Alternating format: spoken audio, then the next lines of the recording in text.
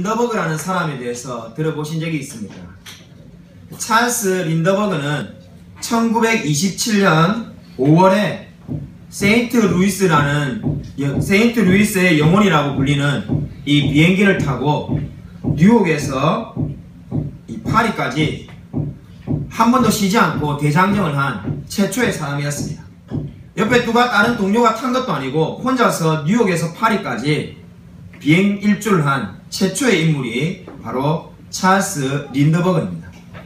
지금 우리 시대는 뉴욕에서 파리까지 수많은 비행기가 왔다 갔다 하기 때문에 아무도 놀라지 않겠지만은 1927년에는 불가능한 일에 찰스 린더버그가 도전한 것이었습니다. 무려 5,800km나 되는 것을 33시간 39분 만에 파리에 도착했습니다. 찰스 린더버그가 비행에 성공하여서 파리에 도착했을 때 수많은 기자들이 그에게 질문한 것은 바로 비행을 하면서 가장 힘든 것이 무엇이었냐고 물었습니다. 그러자 찰스 린더버그가 졸음을 참는 것이 너무나 괴롭다고 말하였습니다. 33시간 39분 동안 쉬지 않고 비행을 해야 되는데 졸음이 와서 그것을 인내하며 참고 견디는 것이 가장 힘들었었노라고 고백하였습니다. 여러분, 이 찰스 린더버그가 최초로 뉴욕에서 파리까지 일주를 성공할 수 있었던 이유가 어디에 있었습니까? 그것은 바로 인내하였기 때문입니다. 그가 수많은 졸음과 그리고 어려움을 인내하였기 때문에 찰스 린더버그는 바로 최초로 뉴욕에서 파리까지 한 번도 쉬지 않고 비행한 인물이 되었습니다. 여러분, 오늘 우리가 읽은 성경 말씀을 주목해 보십시오. 우리 오늘 야고보서 마지막 시간인데 5장 7절부터 11절을 보면은 길이 참으라는 말이 무려 3번이나 반복되고 있습니다. 오늘 이 야고보서 지금 우리가 읽은 말씀의 초반부는 한마디로 말해서 길이 참으라고 말합니다. 인내하라고 말하는 이유가 어디 있습니까? 그 이유는 지난주에 우리가 살펴본 것처럼 수많은 억압하는 부자들의 그 억압에 대해서 지금 길이 참으라는 겁니다. 아마 이 대답을 좋아할 분이 별로 없을 것 같습니다. 우리가 수많은 사람으로부터 억압을 받고 착취를 당하고 그리고 괴로운 일이 있을 때 우리는 어떤 대답을 원합니까? 주님께서 나에게 내가 그 보복을 대신해 주겠다. 너의 아픈 마음을 내가 대신 갚아주겠다. 이런 말을 우리가 듣기를 원합니다. 솔직히 저도 그렇습니다. 근데 성경 뭐라고 말합니까? 우리가 그다지 원하지 않는 우리를 향하여 길이 참으라고 말을 합니다. 근데 이 길이 참으라는 이유가 어디에 있습니까? 그냥 길이 참으라는 것이 아니라 그 이유가 바로 지금 우리가 보시면은 주님께서 곧 강림하실 거라고 지금 9절과 10절에 말을 하고 있습니다. 그러니까 길이 참으라는 이유가 어디 있습니까? 하나님이 곧 재림하시기 때문에 길이 참으라는 겁니다. 세상에 수많은 억울한 일이 있고 우리 마음 가운데에 안 좋은 일이 생길 때마다 성경은 인내하라고 말을 합니다. 그 인내의 이유는 바로 주님이 이제 곧 오시기 때문에 인내하라는 것이 오늘 성경이 말하는 말씀입니다. 근데 우리가 이 성경 말씀을 묵상하다 보면 어떤 생각이 듭니까? 아니, 지금 야고보서가 2000년 전에 지어졌는데 주님이 곧 오신다고 하면은 벌써 오셨어야지.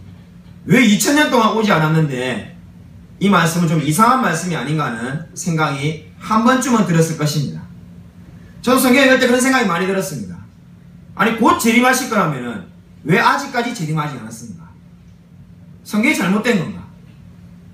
성경이 잘못된 것이 아니라면은 여기서 말하는 곧은 도대체 뭘 말하는 건가? 이런 생각이 우리가 들지 않을 수가 없습니다. 쉽게 제가 이렇게 설명해 줄 수가 있겠습니다.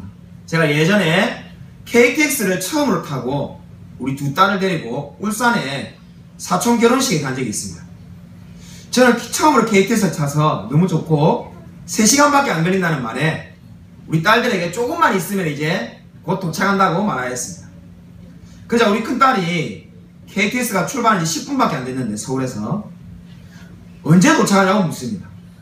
제가 조금 더 있어야 된다 이렇게 대답했죠. 그러자 또 한 5분 지났는데 우리 딸애가 못 견디가지고 아니 이거 조금이 언제냐고 이제 도착할 때 안 되냐고 묻습니다. 제가 아니 조금만 더 참으면 된다고 말하였습니다. 가는 동안에 계속 5분 10분 단위로 묻는 겁니다. 그 조금이 왜 안 오냐고 계속 말하는 거죠. 그래서 제가 깨달은 게 있습니다. 제가 생각하는 조금과 우리 아이의 조금은 다르구나. 나는 3시간이 예전에 울산 가려면 6시간, 5시간 걸린 거에 비하면 조금이라고 생각해서 조금이라고 말한 건데, 우리 아이들 입장에서는 5분, 10분이 조금이지 3시간은 아주 긴 시간이에요. 그래서 생각이 다르다는 것을 그때 깨달았습니다. 마찬가지로 지금 주님이 곧 강림하실 거라고 야고보서에서 말하는 이유가 어디에 있습니까? 주님의 생각과 우리의 생각은 다른 거죠. 우리가 생각할 때 이 곧이라는 말은 금방 오셔야 될 것 같지만은 하나님은 우리의 생각과는 다르다고 이야기하고 있습니다. 마치 우리 어린 예인이와 예림이가 제 어른의 생각을 이해하지 못하는 것처럼 우리가 하나님의 생각을 이해하지 못하기 때문에 왜 주님이 오시지 않냐고 불평하는 것이지, 주님의 말씀이 잘못된 것이 결코 아닙니다. 근데 오늘 결국 성경이 말하고자 하는 바는 무엇입니까? 주님이 곧 강림하시기 때문에 길이 참으라고 말을 하고 있습니다. 길이 참는 것 외에 우리가 할 수 있는 것이 없다라고 이렇게 말을 하고 있습니다. 성경이 지금 우리의 마음 가운데 고난과 역경과 어려움이 찾아왔을 때 지금 뭘 해라는 겁니까? 야고보서 5장 1절부터 7절까지 있었던 수많은 어려움과 착취와 억압에 대해서 야고보는 지금 인내하고 또 인내하라고 이야기를 하고 있습니다. 여러분은 얼마나 인내하고 있습니까? 우리 인생 가운데서 아마 안 좋은 일이 끊임없이 생길 겁니다. 건강을 잃어버릴 때가 있고, 또 가족들에게 안 좋은 일이 생길 때가 있고, 때때로 이해하지 못하는 고난이 찾아올 때가 있습니다. 여러분 그때 무엇을 하십니까? 자, 수많은 성도님들에게 물어보니까는 여행을 간다는 분도 있고, 뭐 어떤 사람은 폭식을 하고 잠을 자는 분도 있고, 수많은 방법이 있습니다. 근데 성경은 우리에게 고난이 찾아올 때 먼저 인내하라고 말을 하고 있습니다. 여러분은 인내하는 훈련을 하고 있습니까? 제가 3년 전에 몸무게가 100kg가 나갔던 적이 있습니다. 추정치가 100kg고 아마 100kg가 넘었을 겁니다. 자, 목욕탕에서 마지막으로 3년 전에 몸무게를 쟀던 게 96kg였는데, 그 이후로 목욕탕을 가도 몸무게를 잴 용기가 없었습니다. 너무 두려워가지고 살이 1년에 15kg씩 쪘습니다. 그래가지고 몸무게가 100kg 이상 되니까는 너무 부담스럽고 살 빼라는 말하는 수많은 성도님들의 말에 지쳐가지고 제가 3년 전에 다이어트를 하기로 결심하였습니다. 제가 석 달 만에 25kg를 빼겠다고 우리 그 당시에 주일학교 교사들하고 일종의 내기를 했습니다. 주일학교 교사들이 5kg만 빼도 대단하다고 절대로 실패할 거라고 말했는데, 제가 4시 이후에 아무것도 안 먹고 그리고 하루에 3시간씩 무조건 걸어가지고 결국 석 달 만에, 정확하게는 80일 만에 25kg를 뺐습니다. 자, 그 다이어트를 할 때 하나의 일종의 해프닝이 생겼는데, 3시간 동안 걷다가 다 못 걸으면 그 다음날 6시간을 걸었습니다. 근데 이 주말에 장례가 있어 바쁘다 보니까 월요일에 9시간을 걸었던 적이 있습니다. 불광동에서 동대문까지 한강을 해가지고 9시간을 걷다 보니까 정확하게 38km를 걸었는데, 걷고 난 다음에는 일종의 쾌감이 있고 내가 9시간을 걸을 수 있겠구나 하는 기쁨이 있었지만은, 다 걷고 나니까 그 다음날 출근을 하는데 교회가 왜 이렇게 멀어 보이는지 다리가 부어가지고 교회를 걸어갈 수가 없었어요. 교회 가서도 너무 발이 아파가지고 어쩔 줄 모르니까 제가 약국에 갔는데 약사가 약을 하나 주면서 이거를 바르고 며칠 동안 무조건 걷지 마라고 말했습니다. 제 나름대로 또 약을 발라보니까 살만하고, 지금 또 다이어트를 그 당시에 중요했기 때문에 수많은 사람이 저에게 다이어트 실패할 거란 말에 보란듯이 성공하겠다고 다짐을 해서 그날도 또 3시간을 걸었습니다. 3시간을 걸으니까 어떻게 됩니까? 다리가 더 퉁퉁 부어가지고 그 다음날 진짜 얼마나 아파서 다리를 울었는지 모릅니다. 결국 어떻게 나왔습니까? 결국은 의사의 말대로 그냥 아무것도 안 하고 기다리더니 며칠 지나니까 다리가 원래대로 돌아왔습니다. 여러분, 오늘 지금 야고보가 말하는 길이 참으라는 말이 무엇입니까? 마치 제가 다리가 부었을 때 그저 참고 지내는 것처럼 참고 지내라는 겁니다. 우리가 아마 이 말에 대해서 여러분 어떻게 생각하는지 모르겠습니다. 아니, 이게 인내하라는 게 과연 우리에게 무슨 유익이 있는가? 야고보는 그 예를 지금 뭘로 들고 있습니까? 11절에 보시면은 요업을 그 예로 들고 있습니다. 요업을 그 예로 들면서 지금 뭐라고 말합니까? 요업의 인내를 주님께서 보았다라고 말을 하고 있습니다. 왜 그 수많은 사람들 중에 욥을 그 예로 들고 있을까요? 야고보가 지금 인내의 예로 욥을 들고 있습니다. 굳이 욥 말고도 수많은 인내한 사람이 있을 것 같은데 왜 욥을 그 예로 들고 있습니까? 욥은 욥기를 읽어보면은 끊임없이 왜 자기가 고난을 당하냐고 묻고 있습니다. 한마디로 말해서 욥의 고민이 무엇이었습니까? 내가 이 당하는 고난만큼 나쁜 짓을 한 것이 없다는 겁니다. 친구들은 계속해서 뭐라고 말합니까? 너가 죄를 지었기 때문에 이런 고난이 왔다는 겁니다. 그러니까 인과응보죠. 너가 뿌려둔 게 있기 때문에 이런 고난이 왔다는데 욥은 끊임없이 뭘 말합니까? 내가 이런 잘못을 한 것이 없는데 왜 고난을 당하는지 모르겠다는 겁니다. 근데 중요한 것은 무엇입니까? 욥기 끝날 때까지 왜 욥이 그러한 고난을 당했는지 이유가 설명이 나오지 않습니다. 근데 지금 야고보도 칭찬하는 이유가 무엇입니까? 욥이 그 의문이 풀려서 칭찬하는 것이 아니라 그 이유를 알지 못하는 욥이 끝까지 인내하였다는 겁니다. 하나님을 원망하는 자리에 서지 아니하며 하나님을 부인하지 아니하며 끝까지 하나님 편에 서서 인내하였기 때문에 지금 야고보가 이 욥을 인내의 예로 들고 있습니다. 여러분 지금 어떠한 고난을 당하고 있습니까? 내 삶 가운데 어떤 이해하지 못할 일을 겪고 있습니까? 욥의 인내를 보십시오.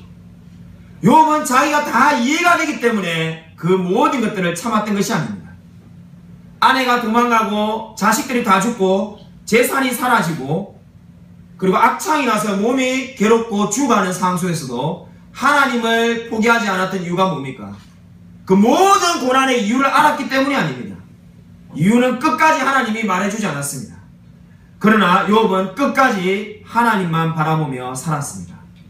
바로 오늘 야고보가 인내를 이야기하며 욥을 이유를 든 이유가 어디에 있습니까? 저와 여러분의 인생 가운데 이해하지 못할 일이 얼마나 많이 일어납니까? 2016년 지금 한 달만 보아도 아마 이해하지 못할 일이 너무나 많을 겁니다. 그 수많은 일들을 다 이해하려고 노력할 필요가 없습니다. 여러분 우리가 해야 될 것이 무엇입니까? 오늘 성경이 말하는 것처럼 인내하라고 성경은 말을 하고 있습니다. 인내하고 길이 참으라. 바로 욥처럼 인내하고 길이 참을 때 승리하게 될 거다라고 성경은 말을 하고 있습니다. 사랑하는 여러분, 정말로 인내하며 살아가고 있습니까? 여러분의 인생 가운데 이해할 수 없는 수많은 일이 될 때 여러분은 가장 먼저 무엇을 하고 있습니까? 성경은 인내하라고 말을 하고 있습니다. 여러분 여기서 우리가 12절 말씀을 같이 한번 읽겠습니다. 오늘 12절 말씀 우리 이미 읽었는데 같이 한번 읽겠습니다. 예, 시작. 내 형제들아 무엇보다도 맹세하지 말지니 하늘로나 땅으로나 아무 다른 것으로도 맹세하지 말고 오직 너희가 그렇다고 생각하는 것은 그렇다고 아니라고 생각하는 것은 아니라 하여 정죄받음을 면하라. 오늘 12절 말씀은 갑자기 인내를 이야기하다가 맹세를 이야기하고 있습니다. 여러분 맹세하지 말라고 하는데 이 맹세하지 말라는 이유는 쉽게 설명할 수 있습니다. 우리가 성경에 맹세하지 말라는 이유가 뭡니까? 여러분이 어떤 때 맹세를 하는지 여러분의 과거를 딱 돌아보면 왜 맹세하지 말라는지 알 수가 있습니다. 자 쉽게 이렇게 예를 들겠습니다. 자 여러분에게 지금 10,000원을 빌려달라고 하면은 그러면서 제가 10,000원을 빌려주면은 일주일 뒤에 갚겠다고 하면은 여러분이 아마 스스럼 없이 빌려줄 겁니다. 착각인가요? 분위기가 빌려줄 분위기가 아닌가요? 예, 아마 10,000원을 쉽게 빌려주실 거예요. 일주일 뒤에 갚는다면. 그러나 제가 여러분에게 10억을 빌려달라면은 아마 여러분이 10억이 있다가 손 치더라도 선뜻 빌려주고 싶은 마음이 안 생길 겁니다. 근데 제가 근데 절박하게 여러분에게 10억을 빌려받아야 될 상황이면 제가 이제 그때 뭐라고 말하겠습니까? 내가 맹세하건대 10억을 빌려주면은 다음 달에 갚겠다. 이렇게 이야기하시는 게 거죠. 여러분 이해하셨습니까? 맹세가 어떤 때 나오는 겁니까? 제가 여러분에게 이야기를 할 때 여러분이 제 말을 다 믿는다면은 제가 맹세한다는 말을 사용할 필요가 없습니다. 근데 왜 우리가 맹세한다는 말을 쓰냐면은 제 말을 여러분이 믿지 않을 때 저의 이야기를 여러분이 다 신뢰하지 않을 때 맹세라는 표현을 써서 신뢰를 확보하려고 하는 겁니다. 그렇기 때문에 성경이 맹세하지 말라는 이유가 어디 있습니까? 제가 여러분의 신뢰를 확보해도 예를 들면 가령 정말 10억을 빌려도 정말로 내가 다음 달에 돈이 들어올 게 10억 있어서 빌렸지만은 뭐 어음이 부도가 난다든지 이래서 들어오지 않으면은 제가 그 맹세를 지킬 수 없게 되지 않습니까? 그러면 본의 아니게 거짓말을 하게 되고 그러면 그 맹세는 무엇입니까? 거짓 맹세가 되기 때문에 성경이 맹세하지 말라고 말하는 겁니다. 그러면 우리가 맹세하지 말라는 이유는 너무나 쉽습니다. 한마디로 말해서 우리가 지킬 수 없기 때문에 맹세하지 말라는 겁니다. 목사님, 제가 교회 한 번도 안 빠지고 나오겠습니다. 2016년에. 그 맹세도 지키기 쉽지가 않습니다. 그 모든 맹세는 지키기 어렵기 때문에 어떻게 하는 겁니까? 맹세하지 말라는 겁니다. 여기까지 이해하는 것은 참 쉽습니다. 근데 오늘 이 성경 말씀이 야고보서 전체를 통틀어서 최고의 난해 구절입니다. 제가 왜 여러분에게 지금 다시 읽자고 말했냐면은 이 12절 말씀이 야고보서 전체를 통틀어서 가장 어려운 말씀이기 때문입니다. 방금 말했듯이 맹세를 하지 말라는 말은 어렵지가 않습니다. 그러나 왜 이 말씀이 난해 구절이 되었습니까? 그것은 바로 왜 12절에 갑자기 맹세하지 말라는 말이 나오냐는 데 있습니다. 여러분, 그렇지 않습니까? 지금 인내를 이야기하다가 갑자기 맹세를 말할 이유가 어디에 있습니까? 그렇다고 13절 이하의 맹세가 또 계속 이야기하는 것도 아닙니다. 13절 이하로 가면은 다시 고난에 대해서 이야기를 합니다. 그러니까 지금 성경을 보면 어떻게 되어 있습니까? 인내, 고난에서 인내하라는 이야기가 쭉 이야기를 나오다가 중간에 12절만 맹세에 대해서 이야기가 나오고 있습니다. 그러니까 한마디로 지금 맹세가 나올 필요가 없는 것 같은데 맹세가 끼어져 있습니다. 이 부분이 이 야고보서 전체를 이해하는데 굉장히 어려운 이야기입니다. 우리가 맹세하지 말라는 말은 이야기가 너무 쉽습니다. 근데 왜 인내하라고 말한 뒤에 맹세하지 말라고 말하는가? 도대체 인내하는 것과 맹세하지 말아야 될 것과 무슨 연관관계가 있는가? 여기에 수많은 성경 해석학자들이 낙심하게 되었습니다. 성경을 해석하는 수많은 주석가들과 목사님들이 낙심했던 이유는 바로 여기에 있습니다. 도대체 인내와 맹세하지 마는 것과 무슨 연결고리가 있는가? 아무리 봐도 연결고리가 없어 보이잖아요. 그러나 여기에 어떤 의미가 있습니까? 여러분, 우리가 어떤 때 지금 맹세를 하게 된다고 성경이 말하는 겁니까? 인내하지 못할 때 맹세한다고 오늘 성경 말하고 있는 것입니다. 오늘 왜 인내 뒤에 지금 맹세를 이야기하고 있습니까? 제가 아까 맹세하지 말라고 말하면서 그 경우를 말했듯이 인내는 무엇입니까? 내가 주어진 상황을 그대로 받아들이는 겁니다. 하나님께서 지금 욥이 하였던 것처럼 자식을 잃고 돈을 잃어도 하나님이 이 모든 상황을 허락하셨다고 믿고 인내하는 겁니다. 근데 맹세는 어떤 경우에 하는 겁니까? 인내하지 못하고 이 상황을 뒤바꾸기 위해서 스스로 노력하는 것이 맹세입니다. 그러므로 지금 오늘 맹세하지 말라는 말이 인내 뒤에 나오는 이유는 분명합니다. 바로 인내하지 못하는 대표적인 경우를 지금 뭐로 들고 있는 겁니까? 맹세하는 걸로 들고 있는 것입니다. 하나님은 분명히 인내하라고 했는데 나는 인내하기가 싫고 이 자리를 회피하고 싶고 이 고난의 자리를 벗어나고 싶기 때문에 거짓 맹세를 한다라고 성경은 말을 하고 있는 것입니다. 그러므로 여러분, 오늘 이 말씀을 잘 기억하시기 바랍니다. 우리가 어떤 때 맹세하게 되겠습니까? 하나님의 뜻을 바라보지 못하며 인내하지 못할 때 자신은 맹세하게 된다라고 성경이 말하고 있습니다. 여러분, 그러면 인내하게 되면 어떻게 하겠습니까? 오늘 13절을 보십시오. 오늘 성경 전체에서 사실상 핵심적인 말씀인데 우리 13절 말씀을 다 같이 함께 읽겠습니다. 예, 시작. 너희 중에 고난당하는 자가 있느냐? 그는 기도할 것이요 즐거워하는 자가 있느냐? 그는 찬송할지니라. 뭐라고 말을 하고 있습니까? 고난당하는 자가 있으면 뭐라고 말합니까? 기도하라고 말하고 있습니다.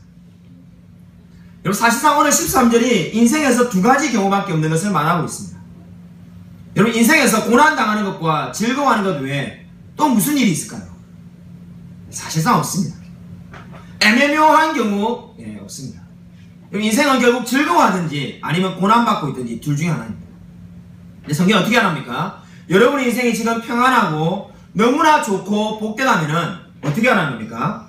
하나님께 찬송하라는 겁니다. 근데 지금 내 인생이 고난에 가득 차 있다. 뭘 하라는 겁니까? 기도하라고 성경이 말을 하고 있습니다. 여러분, 오늘 이 성경 말씀을 정말 외우도록 기억하십시오. 내 인생이 너무나 즐겁다. 찬송하십시오. 내 인생이 정말 눈물이 날 정도로 괴롭다. 기도하시기 바랍니다. 근데 여기서 우리가 드는 의문이 있습니다. 아니, 왜 기도가 이제 나오는가? 그렇지 않습니까? 우리가 신앙생활 하다 보면은 저도 그렇지만 어려움이 들면은 우리가 뭐라고 대번에 말합니까? 우리 무슨 성도님 기도하십시오 이렇게 말하지 않습니까? 근데 오늘 지금 성경은 이 기도하라는 말이 너무나 늦게 나온 것 같지 않습니까? 벌써 나와도 한참 전에 기도하라고 나왔어야 되는데 어떻게 5장 13절에 가서 이제서야 기도하라고 하는가? 여기에 오늘 중요한 기도의 의미가 있습니다. 우리 수많은 성도님들이 놓치는 기도의 의미가 바로 여기에 있습니다. 오늘 성경이 지금 뭐라고 말하고 있습니까? 인내를 하고 난 다음에 기도하라고 말을 하고 있습니다. 그냥 다이렉트로 기도하라고 말하고 있지 않습니다. 저도 그렇지만 우리 많은 분들이 그렇게 하죠. 누가 어렵거나 실직을 당했거나 망했다 이러면 뭐라고 말합니까? 기도해라. 근데 사실 엄밀히 말해서 기도 이전에 뭘 먼저 해야 됩니까? 인내를 먼저 해야 됩니다. 그것이 바로 오늘 성경이 말하는 순서입니다. 지금 5장 초반부에 있었던 억압받고 차치받는 그 야고보서에 기록된 성도들을 위해서 야고보가 뭐라고 말합니까? 먼저 인내하라. 그리고 그 고난을 위해서 기도하라고 말하고 있지 않습니까? 이 제가 말하는 것이 아니라 성경이 말하는 순서입니다. 왜 성경이 이렇게 말할까요? 왜 먼저 인내하라고 말하는 이유가 어디에 있습니까? 인내하지 않고 기도할 수가 없기 때문입니다. 여러분 자신의 상황을 받아들이지 않고 왜 내가 이런 고난을 당해야 돼? 왜 내게 이렇게 안 좋은 일이 생겼어? 이렇게 생각하는 사람이 여러분 기도 열심히 하는 사람 본 적 있습니까? 단 한 사람도 없습니다. 여러분 기도는 어떤 때 할 수 있습니까? 그 고통이 어떠한 고통이든지 간에 내가 이 고통을 받아들이며 하나님이 나에게 이 모든 것을 허락하셨다는 것을 인정할 때 기도할 수가 있습니다. 왜 내가 갑자기 실직을 당해야 돼? 왜 내게 이렇게 몸이 건강을 잃었어야 돼? 끊임없이 원망해 보십시오. 절대로 기도할 수가 없습니다. 기도를 하기 위해서는 먼저 인내를 해야 되는데 그 인내가 무엇입니까? 이 모든 상황이 하나님의 주권 안에 있었다는 것을 인정하는 겁니다. 나의 모든 이 어렵고 고난과 환난들이 다 하나님의 섭리하에 있었다는 것을 인정할 때 기도할 수가 있습니다. 오늘 그렇기 때문에 성경은 지금 뭘 말하고 있습니까? 먼저 인내하라. 그리고 기도하라. 이렇게 말을 하고 있습니다. 여러분 이 위대한 진리를 반드시 기억하시길 바랍니다. 우리가 그저 어렵고 힘든 사람들에게 아니면 또는 자신이 낭망되어 있을 때 무조건 기도하라는 말은 어떻게 보면 반쪽 진리인지도 모릅니다. 먼저 인내하시길 바랍니다. 길이 참으시며 정말 하나님이 이 모든 것을 합력하여 선을 이룰 거라는 믿을 때 기도할 수가 있습니다. 사랑하는 여러분, 고난당하고 있습니까? 그러면 기도하시기 바랍니다. 만약에 우리가 고난의 터널을 다 끝나고 지금 즐겁다면 찬송하시기를 바랍니다. 여러분 이렇게만 말해도 오늘 성경 말씀이 끝나고 우리 설교도 여기서 끝나도 충분히 은혜로운 말씀이 될 것 같은데 오늘 성경은 지금 계속 이어지고 있습니다. 오늘 이 계속 이어지는 말씀에 지금 뭐가 나오고 있습니까? 이 기도하라고 말하면서 지금 엘리야를 예를 들고 있습니다. 17절을 보시면은 엘리야가 기도하라는 그 말에 대한 예로 나타나고 있습니다. 우리 엘리야 하면 뭐가 제일 먼저 떠오릅니까? 850대 1. 이 850명의 바알과 아세라 선지자와 싸웠던 그 모습이 먼저 떠오릅니다. 그 모습이 워낙 강렬해가지고 우리 엘리야 하면은 위대한 신앙의 인물로 생각하기가 쉽습니다. 실제로 위대한 인물이죠. 근데 오늘 야고보는 왜 엘리야를 지금 여기에 기도의 예로 인용하고 있습니까? 특별 케이스로 인용하고 있지 않습니다. 그것을 우리가 반드시 기억해야 됩니다. 아 그래 엘리야가 대단한 사람이니까 그래 기도가 응답되어가지고 바알 선지자 850명도 이기고 그랬겠지. 내가 뭐 평범한 사람이니까 기도가 응답이 안 되겠지. 이런 생각을 아예 하지도 못하게 하기 위해서 오늘 야고보는 지금 뭐라고 쓰고 있습니까? 엘리야라는 말 옆에 지금 17절에 뭐라고 되어 있습니까? 우리 한번 17절 말씀 같이 한번 읽겠습니다. 17절 읽겠습니다. 시작. 엘리야는 우리와 성정이 같은 사람이로되 그가 비가 오지 않기를 간절히 기도한즉 3년 6개월 동안 비가 오지 아니하고. 자 뭐라고 말합니까? 엘리야가 우리와 성정이 같다라고 말을 하고 있습니다. 이 말씀을 반드시 기억해야 됩니다. 오늘 그냥 엘리야가 기도에 응답됐다 이렇게 말하고 있지 않습니다. 오늘 야고보는 성정이 같은 사람이다 이렇게 말을 하고 있습니다. 성정이 같다는 말이 무슨 의미일까요? 성정이 같다는 말을 우리 NIV 성경을 보면은 가장 명쾌하고 분명하게 표현되어 있습니다. 영어 성경 NIV를 보면은 뭐라고 되어 있냐면은 우리와 똑같은 사람이다. 우리와 똑같은 사람. 무슨 말입니까? 저와 여러분과 아무 차이가 없는 똑같은 사람입니다. 말 그대로 평범한 사람. 그 사람이 엘리야였습니다. 우리와 아무런 차이가 없는 사람입니다. 근데 그 사람에게 지금 어떤 일이 벌어졌다는 겁니까? 3년 6개월 동안 기도하였더니 비가 오지 않다가 이제 비가 왔다는 겁니다. 결국 여기서 지금 보여주고 싶은 말이 무슨 말입니까? 엘리야는 전혀 위대한 사람이 아닌데 그가 기도할 때 하나님이 응답하셨다는 겁니다. 저와 여러분과 같은 똑같은 사람인데 하나님이 역사하셨다라고 말을 하고 있습니다. 야고보가 지금 말하고 싶은 바가 무엇입니까? 특출난 사람이기 때문에 기도응답이 잘 되는 게 절대로 아니라는 겁니다. 저와 여러분의 기도가 응답되는 이유는 바로 하나님이 위대하신 분이기 때문에 기도가 응답된다라고 오늘 성경이 말하고 있습니다. 그 사람이 대단한 사람이니까 기도 응답이 잘 되고 평범한 사람이니까 기도 응답이 안 된다고 우리가 흔히 생각이 쉽습니다. 근데 오늘 야고보는 그러한 생각을 철저하게 무너뜨리고 있습니다. 저와 여러분과 똑같은 사람이 바알 선지자 850명을 물리쳤습니다. 어떻게 물리쳤다는 겁니까? 그가 무슨 재주가 있는 것이 아니라 기도함으로 승리하였다고 말하고 있습니다. 여러분 야고보가 이렇게 말하는 이유가 어디 있습니까? 바로 우리를 보고 고난을 당하고 있다면 기도하라고 말을 하는 겁니다. 우리가 지금 고난을 겪고 있고 어려움을 겪고 있다면 왜 기도하지 않냐라고 말을 하는 겁니다. 엘리야는 정말로 기도하여서 승리하였는데 왜 기도하지 않는 사람으로 살고 있냐고 우리에게 묻고 있습니다. 우리와 똑같은 엘리야가 기도로 승리하였는데 왜 고난을 당하고 있는데 그저 한탄하며 탄식하며 널브러져서 어쩔 줄 몰라하며 그냥 방황하며 지내고 있냐고 오늘 야고보는 저와 여러분에게 묻고 있습니다. 여러분 고난을 당하고 있습니까? 정말로 기도하시길 바랍니다. 여러분 기도가 무엇입니까? 기도에 대한 정의가 무엇입니까? 우리가 교회를 다니면 끊임없이 기도하라 기도하라 기도하라 끊임없이 이야기하는데 여러분 기도에 대한 정확한 의미가 무엇입니까? 왜 기도합니까? 제가 가장 좋아하는 기도에 대한 정의는 기도는 우리의 무력함과 다른 사람의 연약함을 하나님 앞에 펼쳐놓는 것입니다. 이 말을 반드시 기억하시길 바랍니다. 우리가 왜 기도합니까?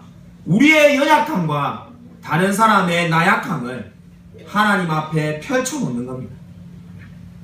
그것이 기도입니다. 내가 내 스스로 잘할 수 있다면 왜 기도하겠습니까? 그냥 하면 되죠. 주님 내가 할 수 없습니다. 내가 내 힘으로는 도저히 할 수가 없습니다.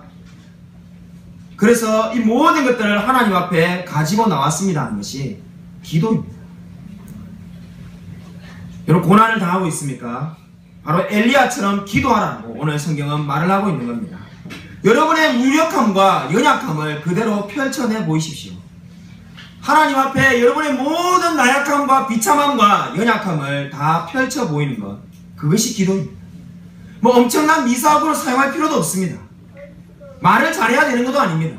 그저 내 모든 연약함을 주님 받아주십시오라는 말로 하나님께 가지고 나아가는 것, 그것이 바로 기도인 것입니다.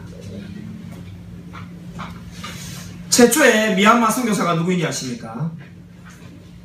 옛날 이름으로 하면 버마죠. 최초의 버마 선교사는 아도니람 저드슨이었습니다. 이 아도니람 저드슨이 선교사가 된 것은 제가 소요리문답 강의할 때 말했죠. 소요리문답 제20문을 읽다가 그리스도께서 우리를 위해 죽으셨는데 내가 어찌게 가만히 있겠냐는 그 마음을 가지고 선교사가 되었습니다. 이 선교사의 생활은 순탄치 않았습니다. 아도니람 저드슨은 미국에서 버마로 가는 길에 프랑스 배를 잘못 만나가지고 프랑스 배에서 이미 몇 달 동안 억류되었습니다. 그 억류가 끝나고 버마에 갔을 때 정말로 큰 기대와 비전을 보고 아도니암 저드슨은 갔지만은 한 사람도 회심하지 않았습니다. 1년, 2년, 3년이 지나도록 단 한 명도 회심하지 않았습니다. 미국에 있는 선교국에서 난리가 났습니다. 한 명도 회심하지 않는 아도니암 저드슨을 본국으로 소환하자. 도대체 저 사람 가서 뭘 하고 있는 건가? 차라리 아니면 아도니암 저드슨이 다른 지역에 가서 선교하도록 하자. 저기는 소망이 없다. 그러나 아도니암 저드슨은 끝까지 거기에 머물렀습니다. 누가 자기에게 배우고자 하는 사람이 있는 것도 아니지만은 4년째, 5년째를 미얀마 성경을 번역하면서 계속 있었습니다. 그 누구도 회심하지 않았습니다.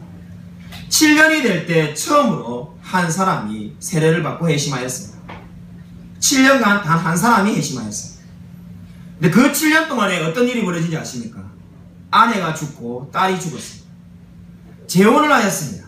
재혼을 하니까는 또 재혼한 아내도 죽었습니다. 미얀마에서 감옥에 들어가가지고 사형 선고도 받았습니다.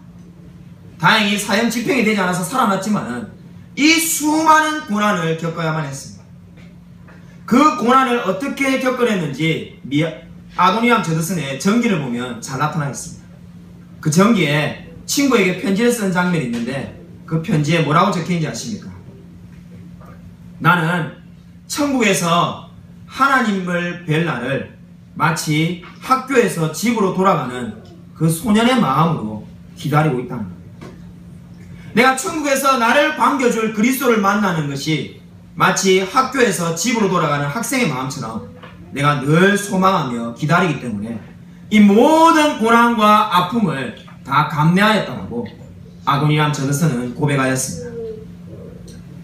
사랑하는 여러분, 이 아도니암 저드슨의 이야기가 무엇을 보여줍니까? 그의 삶이 무엇을 보여줍니까? 한마디로 인내하고 또 인내하는 것 외에 아무것도 없었습니다. 7년 동안 단 한 사람의 회심자를 만든 이 아도니암 저드슨, 그의 인생은 한마디로 오늘 성경이 말하는 인내와 기도와 인내하며 기도하는 것 외에 아무것도 없었습니다. 사랑하는 여러분, 지금 혹시 고난을 당하고 있습니까? 어떠한 어려움을 겪고 있습니까? 여러분의 인생 가운데 여러분을 괴롭히는 문제가 무엇입니까? 인내하며 기도하십시오. 오늘 성경은 저와 여러분에게 인내하며 기도하라고 말을 하고 있습니다. 인내하라는 이 말은 결코 무책임하게 무조건 참으라는 말이 절대로 아닙니다. 인내하라는 말은 하나님이 우리와 함께 하시기 때문에 하나님이 우리를 반드시 합력하여 선을 이루실 것이기 때문에 인내하며 기도하라는 말입니다. 아무쪼록 어떠한 어려운 환경과 낙심되는 일이 찾아온다 할지라도 늘 하나님만 의지하며 소망하며 살아가는 저와 우리 모든 성도님들이 다 되시기를 주님의 이름으로 간절히 축원드립니다.